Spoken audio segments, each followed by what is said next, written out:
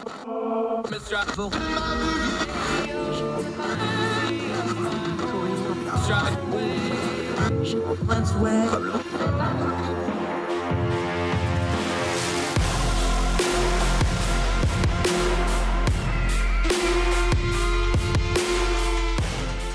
our Tell Show returning guest. He was on radio. He hadn't done video yet. So now you get to see him live and in person if you're on the YouTube channel. Mr. Pelican, not just because he's an NBA fan, but he comes from the Pelican Institute down here. Young Voices contributor, writing all over the place. Really sharp guy. Eric Peterson, how are you, sir? I'm doing good, man. Pelicans had a close game last night, but I'm looking forward to some games this weekend. Yeah, it's always good when they're playing games down there, because last time I really talked to you, you were running from yet another storm down there. So good to see you're ensconced back in and all's well down there, my friend. Yeah, absolutely. We're getting ready for Mardi Gras. Exciting time down here in New Orleans. Yeah, I had to do one of my first TDYs. I had to go down to Alexandria and we snuck up to Mardi Gras. So it's an interesting experience for sure. There's some weird folks in Sin-Law. We love you all, but I'm talking about a West Virginian who was stationed in Arkansas who got sent to Sin-Law. There's some weird folk down there, but we love you dearly as Americans. All right, buddy. Normally we have a real fair conversation because you're a super sharp guy. I try to read up and be informed. I'm just going to tell you up front, you're going to do a lot of explaining to me like I'm 5 because I don't understand this stuff, even though I try really, really hard. You're a Bitcoin guy. You're a Bitcoin proponent. Mm-hmm. Bitcoin's had a rough couple days on the market, which means they've had some really rough days in the press, media, and headlines. Turn down the noise for us, though. What's really going on with Bitcoin? What happened the last couple of days? And is it panic time, or is this just a market fluctuation? Because you see those big numbers, everybody kind of freaks out. What's actually going on here? Yeah, I mean, I don't think there's any reason to freak out about it. The folks that are invested in Bitcoin and continue to mine Bitcoin continue to believe in Bitcoin. So the sort of underlying structure of the asset or currency, I don't think it's changing at all. A lot of what this is response to is Russia talking about potentially banning Bitcoin and Bitcoin mining. They've stepped that back a little bit and said, well, maybe we just will regulate it. And obviously the rest of the broader market has been down as well. So there's just been a broader market sell-off combined with a little bit of geopolitical uncertainty, but as the last few days, it's already, catching back up at the price. And if you look at the sort of year long, it is still up. So I don't think it's much of a concern for those in the Bitcoin community. Unpack that for just a second, because we know Russia's a tyrannical government. We know Putin's a thug dictator. He's one of the wicked people on the planet. We're not going to sugarcoat that for anybody. Why would Russia want to ban Bitcoin? We know it's a control thing first and foremost, but we also understand Russia's run by oligarchs. It's run by a small group of people who have a lot of shady finances. You'd think they'd want Bitcoin being around, or is this just straight a control thing? That doesn't make sense just looking at it. Why would Russia, and China's talked about this same thing as well, and other dictatorships, why are they against Bitcoin so much? Yeah, I mean, the real value of Bitcoin, right, is that it allows people like you and me to have financial transactions without a trusted third party. So we don't need a bank. Now, of course, that transaction is available for everyone to see on the blockchain, but a government can't put pressure on Bitcoin and stop that transaction from taking place. So great for people like you and me who live in different states and might want to buy or sell something online, but especially important for countries like Russia or China who want to have greater economic control over what their citizens are allowed to do, say, purchase, anything like that. Now, the common pushback, I'll just put it to you directly. You're a stand-up guy. You tell me how you answer this question. The pushback is there's a lot of nefarious stuff in here. There's some money laundering involved, these sorts of things with Bitcoin, because if there's no government involvement, there's no government oversight. You talked about the positive side of that, but there is a negative side to that. How do you answer concerns with that when people bring it up about Bitcoin? Yeah, there's a few different ways to answer it. I'm sure a lot of your listeners or viewers right now are familiar with the Colonial Pipeline attack. They had a big ransomware incident. They were actually able to retrieve a lot of that ransom because of the way the Bitcoin network works, right? Every transaction is logged and you can see where that Bitcoin is flowing to. Now, there's not necessarily a name associated with every account, but it does provide the opportunity for law enforcement, if they're technically sophisticated, and law enforcement is getting more technically sophisticated all the time, to start to deal with some of those bad actors. Much more so than if people are dealing with $100 bills in cash, which is traditionally been the currency for, the international drug trade or international arms trade, or just sort of nefarious activities across the globe. Yeah, and Bitcoin's lighter than Hundies. Talking to Eric Peterson, a little bit of Bitcoin and rapidly evolving technology and money markets. All right, another pushback on Bitcoin is that the mining itself is an issue, how they actually get this. You actually were posting on your social media. You just had a meeting about this with folks where you were actually talking about it, not in a negative way, but as Bitcoin mining should be considered part of infrastructure. There's our word of the year that we've been talking so much about. Environmental people push back against this. There's also people economically push back against it because of the structure. Explain to folks what Bitcoin mining actually is. Give us the nomenclature before we get into the pros and cons of how they actually do this process. Yeah, the most basic thing to understand about mining is Bitcoin works by a bunch of computers working together to keep the network up and running. So if you and I want to send Bitcoin to each other, we need somebody else's computer to log that transaction for us. That, of course, takes two big inputs. One is computer devices and energy. I mean, there's no doubt that it uses a lot of energy, but so do a lot of things we use, Christmas lights, our traditional financial system, us doing stuff over Zoom right now, all takes energy. So, but the Bitcoin mining industry cares a lot about low energy prices and about reaching a lot of stranded energy. Louisiana is a big oil and gas state. A state like North Dakota, right? Big oil and gas state. When they're pumping oil out of the ground, they produce natural gas. Most of that stuff doesn't have pipelines to get to market. So there's a company in Louisiana, right, that'll take that natural gas, and rather than it having being flared off into the atmosphere, creating more carbon dioxide, they're able to convert it to electricity and use that to mine Bitcoin. Now, there are examples like this all across the world, people using stuff like hydro, nuclear, finding stranded energy assets to mine Bitcoin. So I don't think it's fair to just look at this total overall energy usage. We don't do that for most of the things that we work with. I think it comes down to a lot of the criticism about the energy usage of Bitcoin is they don't like Bitcoin to begin with, and this is an avenue of attack on the currency. You had that meeting. You Twittered. You tweeted the picture of all y'all sitting around the table talking about it. That's a room full of people that are very invested in Bitcoin, obviously, with the headlines that's been going on. Just kind of what was the mood as you have, a group of peers of people that really know what's going on with it? What's their overall feel of where Bitcoin is? We know the bad headlines. We know that, governments are looking at it. We know there's a lot of people against it. Yet y'all, and I mean Bitcoin proponents, you seem infinitely optimistic about the future of the monetary currency of Bitcoin. Yeah, I mean, I think there's a lot of excitement in that room. Specifically, that meeting was about how we can get Louisiana to the forefront of Bitcoin mining. We look at states like Wyoming, Florida, and Texas, where they're mining a ton of Bitcoin. They have a ton of investment. They're creating a lot of jobs. Louisiana being the sort of resource-rich state that it is, we're asking ourselves, why not us? What can we do to change that? And I think it starts first with education, and then looking at any government policies that might be in the way. Perfectly reasonable regulations that just weren't, written for something like Bitcoin to be on the market.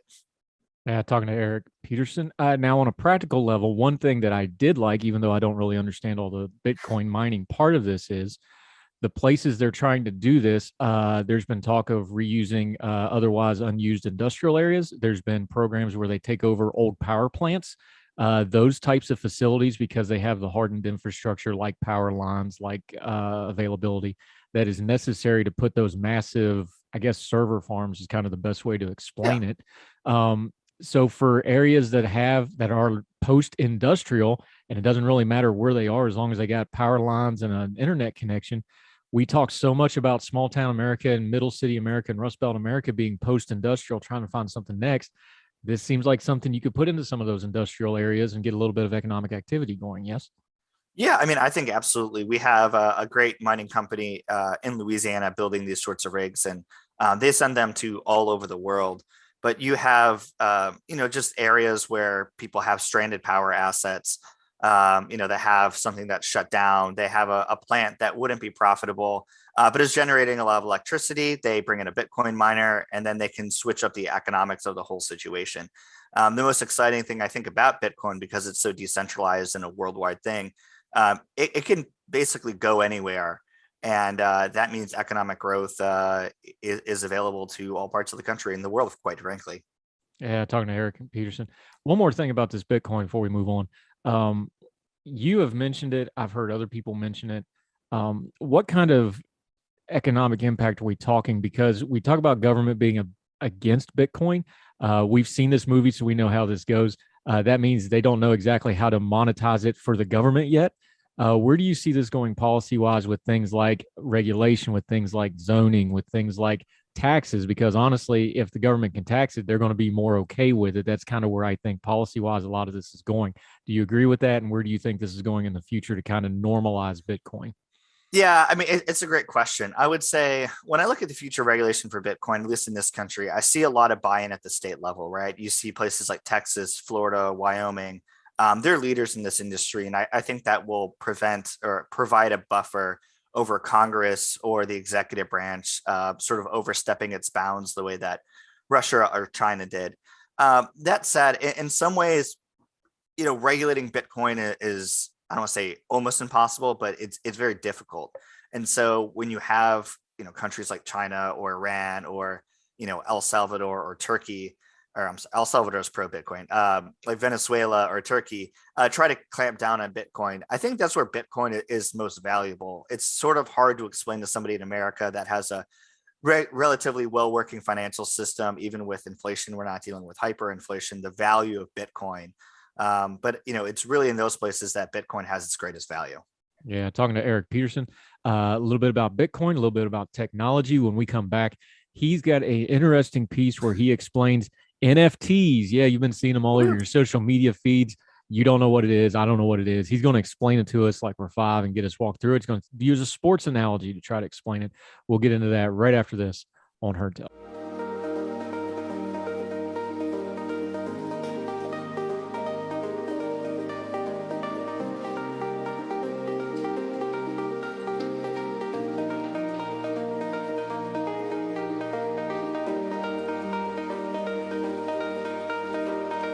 Heard tell we're back with Eric Peterson, Young Voices contributor. He's from the Pelican Institute. He's one of them Louisiana folks down there who we love, but we like when they come visit and then leave because they're a little off in the center, but we love you guys. We're just playing with you. All right. We already talked about Bitcoin. One thing that folks don't understand real well, you have written a piece over in TechDirt, which is a cool little website that I've used before. NFTs. Before we get into the piece, though, I think people just see it online. They're like, why are you paying for a clip art picture of something else? They don't understand it. So let's just work on the nomenclature right off the bat, Eric. What is an NFT on a basic level before we delve into this further? Yeah, an NFT just means non-fungible token. Essentially, that just means something that is irreplaceable. It's one of a kind. The best way I think of describing it is something like art, right? If you go to a new museum, you can see a piece of art. It's behind all that glass. You can't touch it. It's worth millions of dollars. But you can go into the gift shop and buy a perfectly good copy of that for $30 and hang it up in your house. NFTs sort of work the opposite way, right? You get a perfect copy of a JPEG on the internet. I can send it to you. You can send it to me. The non-fungible part comes in. We talk about blockchain technology a little bit. We were talking before with Bitcoin. All it is basically an ownership certificate. It would say that you and Andrew own this particular JPEG. Nobody else can own it, and everybody else can see that you have ownership claims over it. That's the breakdown, though, because I'm like, okay, but it's still just a picture of a picture. Like that's where people just have trouble getting to. How does that have any value other than just what you say that it has value? But I think you had an interesting way of dealing with that in this piece because you tie it to and make an analogy to sports memorabilia, which is the same thing. Whereas you could have a Babe Ruth signed baseball, that would mean a lot to a baseball fan, but to somebody in another part of the world who doesn't know who Babe Ruth is, that's just a ball. So explain it that way, the way you kind of laid it out in your piece, because I think that's an interesting way to kind of get into it and let people maybe get their arms around it, where it's so, out there in the ether of, oh, well, it's this and this, and it's a picture of picture. Explain it that way to folks and let them try to get their mind around it. Yeah, I mean, human beings put ownership or value on all sorts of really interesting things, like you said, autographs, a jersey, right? A Game 7 worn jersey, right? At the end of the day, it's just a jersey. It has a use value, but it has sentimental value because of the history behind it.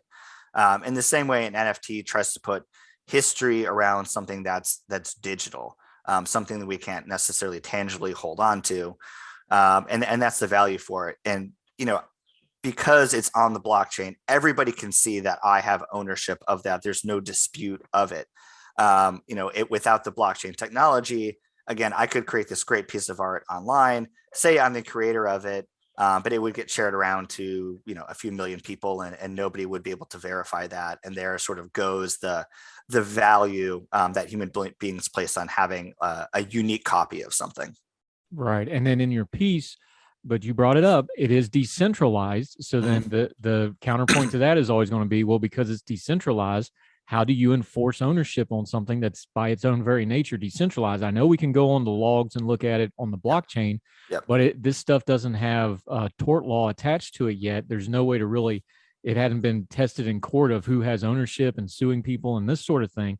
So that part of it is the pushback of, do you really own it if you can't enforce it? Yeah, so it's a good question, right? I want to be very clear that NFTs are not copyright, right? I can't buy an NFT of a piece of work and say that nobody else can ever, copy the JPEG or use it. What it is that I can provide some claim of ownership on the blockchain. It's a lot of way. It's the same way that rich people buy art and hang it up in the house. The difference between, again, me buying a $50 perfect replica of a piece of art and hanging up in my house, and somebody paying millions of dollars to hang it up in a museum. Makes sense. Eric Peterson, Pelican Institute, Young Voices contributor, joining us. All right. Another one of those kind of analogies, though, is of ownership is people buy stock in things. You get a piece of paper for the wall. You used a sports metaphor for this, or an analogy, I should say, of the Green Bay Packers, because some folks that aren't sports ball enthusiasts may not know the Green Bay Packers are actually publicly owned.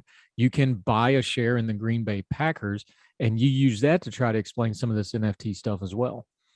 Yeah, I'm currently a very suffering Packers fan. Last weekend was not good. But despite that, I'm very proud of how the Packers are owned. Like you said, it's public ownership. They provide an opportunity. It's been about every decade or so for fans to go off and buy Packer stock. In a lot of ways, it's like an NFT. It's a piece of paper that I put up on the wall. It has a certificate number of it. But it does grant me a few benefits, right? I can go to the annual shareholders meeting. I have access to Packers only owner merchandise. And a lot of what I was saying in the piece is I think there's a better use for NFTs than what we're seeing right now. I sort of described it as something that rich people might buy to show off, to claim to have some ownership over things. But because tokens are non-fungible and you can prove on the blockchain who owns it, a lot of ways they can be like a ticket to get into something that can be instantly verifiable. So if I want to put it on Twitter, I know we interact on Twitter, right? You can now put an NFT into your picture on there. When I tweet about the Packers, about how disappointed I am in the loss, everybody might be able to see and verify that I'm in fact an owner of Packers stock. I might be able to buy an NFT in the Packers or the New Orleans Pelicans, and I might get access to exclusive merchandise, whether in person or virtually. I might have access to specific things online where I can go talk to the coach, talk to the players.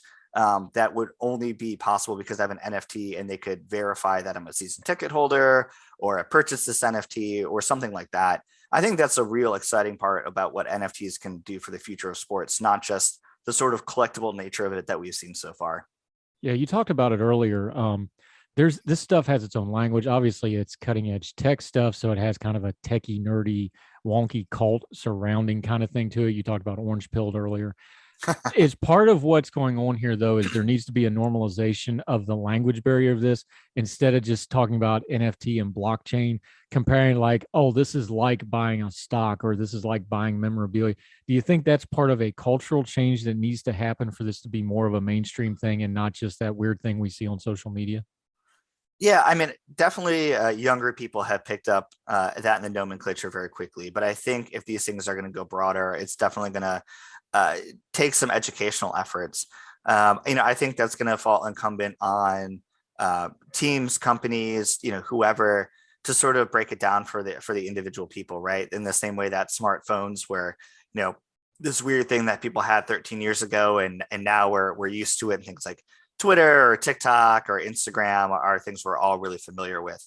That said, there's definitely a bit more of a learning curve here because so much of the technology is decentralized. You can't just go to one place and they sort of have a one size fits all explainer for it. But I think people start to pick it up, and this technology is barely a few years old, especially in the NFT space.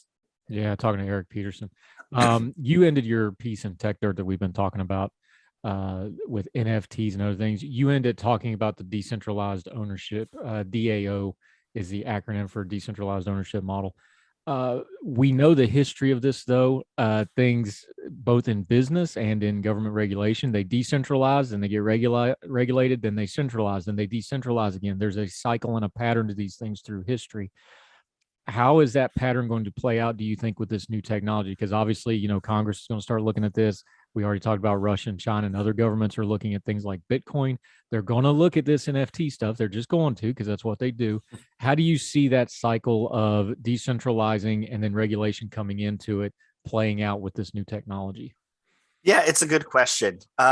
Wyoming yesterday was actually just looking at their laws on decentralized autonomous organizations. So once again, Wyoming continues to be a leader in this space. I don't think that government will actually do that much with these sorts of organizations, if I'm totally honest with you.